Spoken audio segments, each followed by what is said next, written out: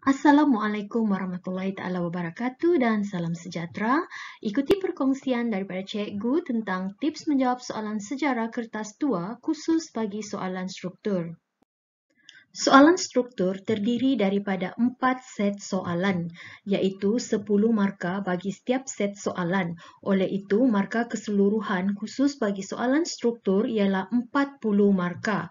Calon dikehendaki menjawab semua soalan struktur. Seterusnya, 2 set soalan dari bab tingkatan 4, kemudian 2 set soalan lagi adalah ditanya daripada bab tingkatan 5.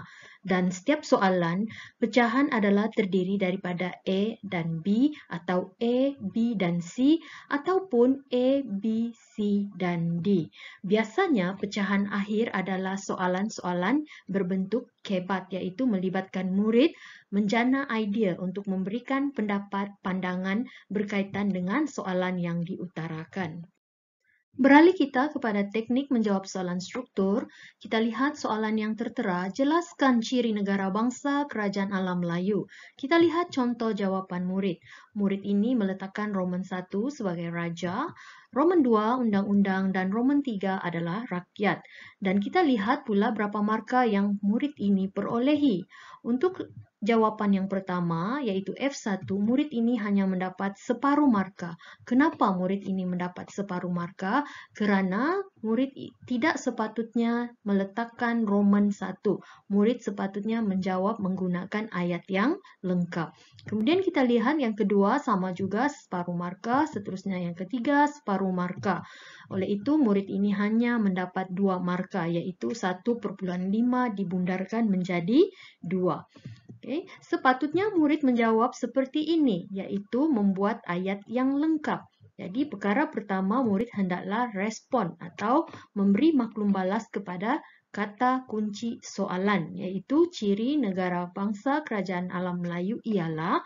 Seterusnya diikuti ayat-ayat yang berikutnya, murid hendaklah meneruskan dengan memulakan penanda wacana, ya, untuk membolehkan ayat itu menjadi ayat yang lengkap. Jadi kita lihat di sini dengan fakta yang sama, murid itu mendapat di sini 1 markah, di sini lagi 1 markah, dan seterusnya di sini lagi 1 markah.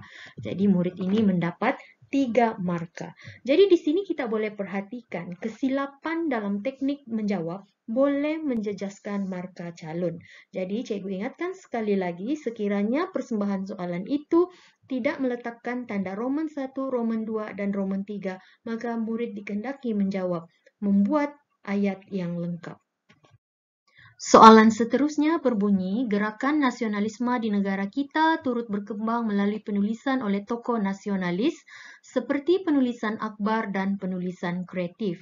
A. Senaraikan akhbar Melayu yang meniupkan semangat kebangsaan sebelum Perang Dunia Kedua.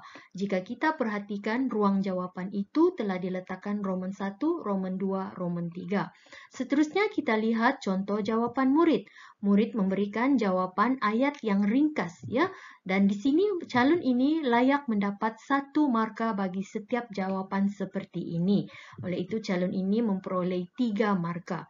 Satu lagi bentuk jawapan ialah seperti ini, yang mana murid menulis menggunakan ayat yang lengkap walaupun persembahan soalan itu ada diletakkan Roman 1, Roman 2, dan Roman 3. Kita lihat jawapan pertama, akhbar yang meniupkan semangat kebangsaan ialah Utusan Melayu, selain itu akhbar Lembaga Malaya, seterusnya ialah akhbar Warta Malaya.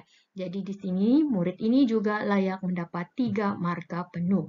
Namun begitu, cadangan cikgu, jawablah bentuk cara yang kedua untuk membiasakan Anda menjawab menggunakan ayat yang lengkap. Kerana dalam soalan esei, nanti Anda mesti menjawab dalam ayat yang lengkap. Jadi, teruskan latihan menjawab soalan struktur dengan cara menulis ayat yang lengkap. Kita beralih kepada soalan struktur yang berikutnya. Kalau kita lihat soalan struktur ini berbunyi, jelaskan kepentingan menjiwai identiti negara.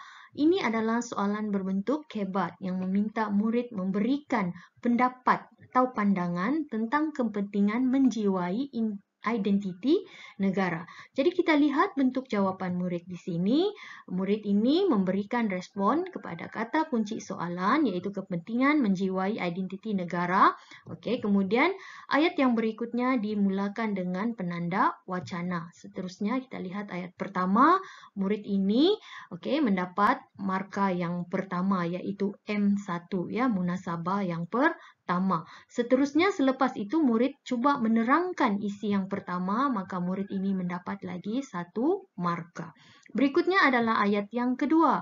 Ayat kedua ini juga murid cuba menyatakan fakta yang pertama atau isi yang pertama, kemudian menerangkan isi tersebut juga mendapat 1 lagi markah. Seterusnya ayat yang ketiga, murid memberikan 1 lagi isi, dan yang terakhir memberikan 1 lagi isi yang diikuti dengan 1 huraian, maka murid itu juga layak mendapat markah untuk isi dan huraian. Oleh itu, untuk jawapan ini, murid ini berjaya memperolehi 7 markah, namun maksimum adalah 4 markah seperti yang diperuntukkan dalam peraturan pemarkahan bagi soalan ini. Berdasarkan perkongsian cikgu tadi, saranan cikgu kepada semua calon, jawablah semua soalan struktur. Berikutnya, jawablah berdasarkan peruntukan markah yang ditetapkan. Seterusnya, baca dan fahami kehendak soalan. Garis kata kunci soalan bagi memudahkan murid fokus dan memahami kehendak soalan. Berikutnya, jawablah soalan yang senang dahulu. Kemudian, apabila telah selesai, beralihlah kepada soalan yang sukar tersebut. Seterusnya, hendaklah membuat ayat lengkap, ringkas dan padat. Dan yang terakhir, jawablah di ruang yang telah disediakan. Semoga Anda cemerlang dalam mata pelajaran sejarah. Jangan lupa like dan subscribe untuk mengikuti video cikgu yang seterusnya. Sekian dan terima kasih.